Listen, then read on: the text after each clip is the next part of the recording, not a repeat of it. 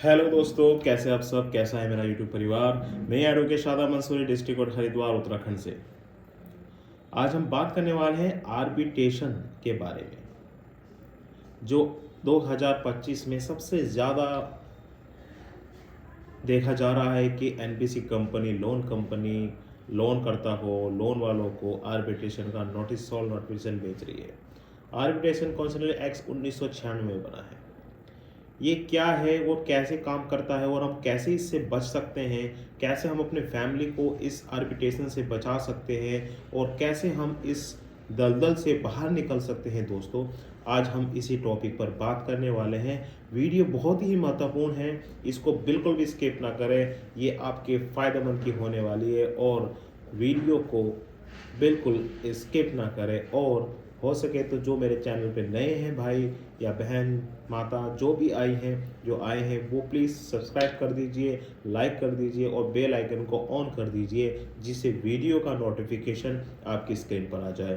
तो आज हम बात करते हैं कि आर्बिट्रेशंस। जब कोई लोन लेता है, या वो लोन बिजनेस लोन हो, क्रेडिट कार्ड लोन हो, या कोई सीसी लिमिट हो, या कोई अदरवाइज लोन हो, तो उसके क्या होता है, एक एग्रीमेंट बैंक आपके द्वारा होता है जिसमें 50 कंडीशन एनबीसी कंपनी के फेवर में ही लिखी होती है, जिसमें आप साइन कर देते हैं। इसमें ये लिखा होता है कि अगर भविष्य में अगर आप ईएमआई देने में देरी करते हैं या समय लगाते हैं, तो आपके बीच में एक आर्बिट्रेशन मध्यस्थ नियुक्त किया जाएगा, जो दोनों पक्षों की बात सुनेगा और दोनों पक्ष की बात सुनने के बाद जो उसका फैसला होगा वो दोनों पक्षों को मानना होगा। तो ये आर्बिट्रेशन होता है दोस्तों। अब आर्बिट्रेशंस का दुरुपयोग बैंक और एनबीसी कैसे करते हैं, ये मैं आपको आगे बताऊंगा। आपके बीच में नियुक्त हो जाता है, तो आर्बिट्रेशंस की प्रक्रिया कैसे स्टार्ट होती है और बैंक इसका कैसे दुरुपयोग करता है, मैं आपको बताता हूँ। आर्बिट्रेशंस में कौन होता है? सबसे पहले आपको समझना पड़ेगा कि आर्बिट्रेशंस में रिटायर्ड जज हो सकते हैं, गजेटर ऑफिस हो सकते हैं, कोई सीनियर एडवोकेट भी हो सकते हैं। मगर जब ये आर्बिट्रेशन आपको नोटिस भेजते हैं, तो ये रिटायर तो बहुत छोटा कर देते हैं और नाम के फलाना जज करके लिख देते हैं, जिससे आप पर प्रेशर बन जाता है कि जज का नोटिस आया है, अब तो मुझे देना पड़ेगा पैसा, और मैं बहुत प्रेशर में आ जाता हूँ और गलत कदम भी उठा लेता हूँ। ऐसा बिल्कुल नहीं करना है। अगर किसी के पास नोटिस आता है तो आप हमें दिखा सकते हैं, मेरे व्हाट्सएप पर भेज सकते हैं और पूछ सकते हैं कि सर ये क्या फेक है या रियल है। तो उसमें जो रिटायर्ड जज होते हैं वो जज नहीं होते हैं। जब वो रिटायर्ड हो जाते हैं तो जितनी भी सारी पावर्स होती हैं वो ख़त्म हो जाती हैं। वो सिर्फ अपने चैम्बर में ही जज होते हैं। ऐसे ही सीनियर एडवोकेट होते हैं जो काम करते हैं। तो हमें इसके दुरुपयोग से कैसे बचना है, मैं आके बताने वाला हूँ आपको। जैसे दुरुपयोग होता है कि जो जज होते हैं वो high court, supreme court, civil court, criminal court, labour court, ये जज होते हैं, वो जज नहीं होते। सबसे पहले आप समझ लीजिए, उनकी पावर्स ख़त्म हो जाती हैं। जो भी आपके नियुक्त किया जाता है आर्बिट्रेशन, अगर कोई जज होता है तो डरने की कोई बात नहीं है। अब ये क्या करते हैं कि आपके पास आर्बिट्रेशन का नोटिस, अगर आपने मुंबई से लोन लिया है, तो ये हरिद्वार से आपको आर्बिट्रेशन भेजेंगे।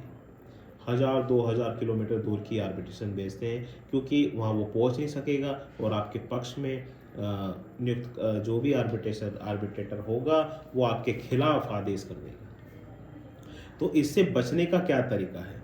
अगर आपके पास होम टाउन के अलावा कहीं किसी अदर स्टेट में नोटिस आता है आर्बिट्रेशंस का, तो आप उसे एक नोटिस भेज सकते हैं कि सर मुझे होम टाउन में ही, जहाँ से मैंने लोन लिया था, वहाँ से ही आर्बिट्रेशन की प्रक्रिया शुरू की जाए। ये आपका राइट है, इसे कोई नहीं रोक सकता है।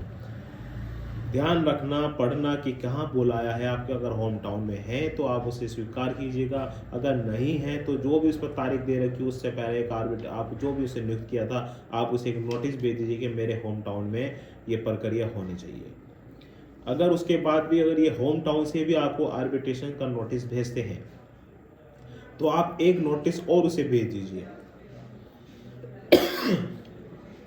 कि मैं आपके आर्बिट्रेटर को नहीं मानता हूँ, कृपया करें मुझे अपना आर्बिट्रेटर चुनने का अवसर दें, मैं जो भी मेरा होगा मैं उसका जो भी बात होगी मैं वो सुनूंगा। फिर आपके साथ बैंक वाला क्या करेगा, वो तो आप ही के बारे में बात करेगा, हमारे बारे में नहीं करेगा। तो आप उसे कह सकते हैं ऐसे ही आप जो आर्बिट्रेशन नियुक्त कर रहे हैं वो भी आप ही की बैंक की बात करेगा, मेरे पक्ष में नहीं करेगा। इसलिए ये आप सूचित कर दें उन्हें नोटिस करके। फिर वो क्या होगा, वो हाई कोर्ट चले जाएंगे, हाई कोर्ट से डायरेक्शन लेके आएंगे, जो भी वहाँ पे जो भी नियुक्त किया जाएगा वो दोनों के पक्ष में होगा। मगर ऐसा होना पॉसिबिलिटी नहीं है, क्योंकि बैंक नहीं चाहता है कि मैं इतना समय कोर्ट और कचहरी में दूं, इसलिए वो आपके पास आएगा और शायद आपको कंट कहते हैं सेटलमेंट का प्रोसेस आपको ऑफर दे सकता है। आप समझ गए कि आर्बिट्रेशंस क्या है, आर्बिट्रेशंस फिक्स क्या है, आर्बिट्रेशंस कैसे होता है, आर्बिट्रेशन में कैसे कैसे हम बच सकते हैं, ये आप समझ गए हैं। क्योंकि आर्बिट्रेशन अगर आदेश हो गया तो आपकी फैमिली खतरे में आ जाती है, आपको समझा रहा हूँ। इसलिए इसको बिल्कुल भी इग्नोर ना करें। और मेरे से आप बात करना चाहते हैं, मेरे वीडियो चैनल पे आप सब्सक्राइब कीजिए, लाइक कीजिए और ज़्यादा से ज़्यादा शेयर कीजिए, जिससे वीडियो उन लोगों को भी पहुंच जाए जो आर्बिट्रेशन से डरे हुए हैं और बैंक उनका फ़ायदा उठा रही है। तब तक के लिए जय हिंद दोस्तों।